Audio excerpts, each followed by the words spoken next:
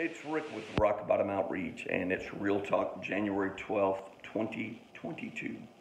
So yes, I'm wearing a bright red shirt, and it says Bulls on it because we've officially started basketball season.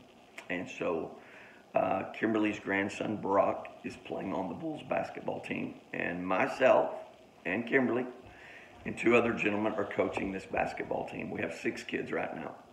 And, you know, I'm real big on fundamentals, and I have a method to my madness. I've been coaching quite a while, and certainly not a basketball pro, but still big on basic fundamentals of offense, defense, athleticism, developing athletes. And so I have a method to my madness. And so if you think about this, did you ever see the movie Hoosiers with Gene Hackman?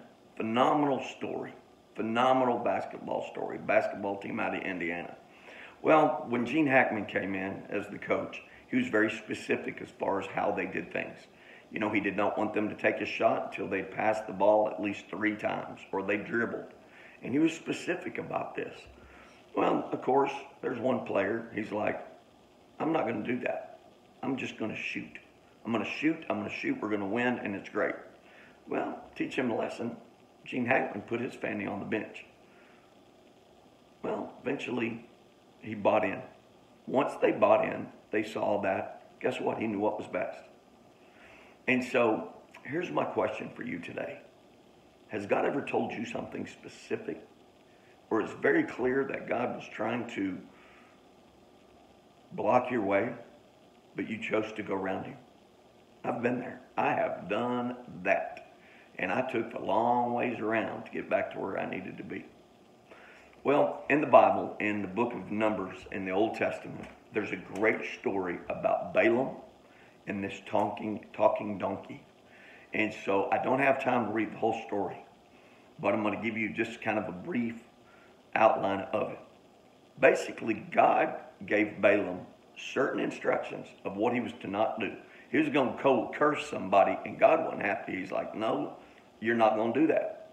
And so Balaam's riding his donkey, and it says here, let me get to this real quick.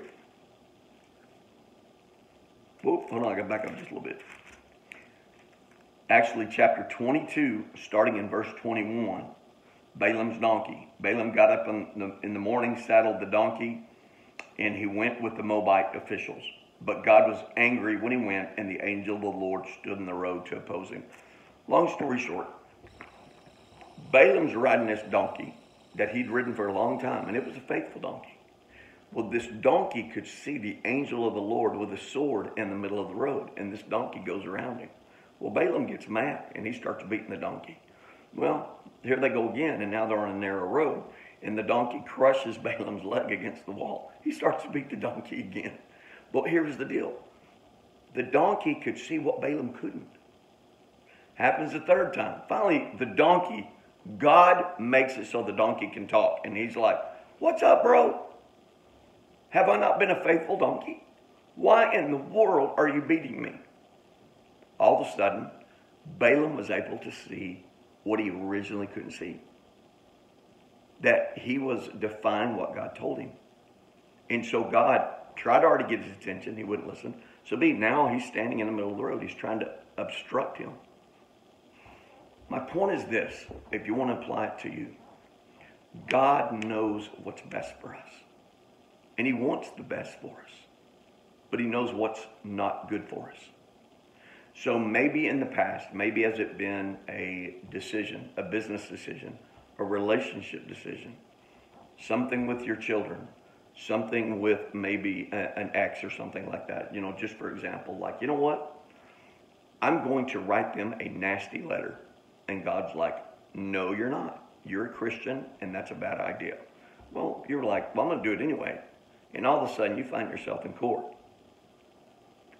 Or it hurts the kids. Whatever the case may be.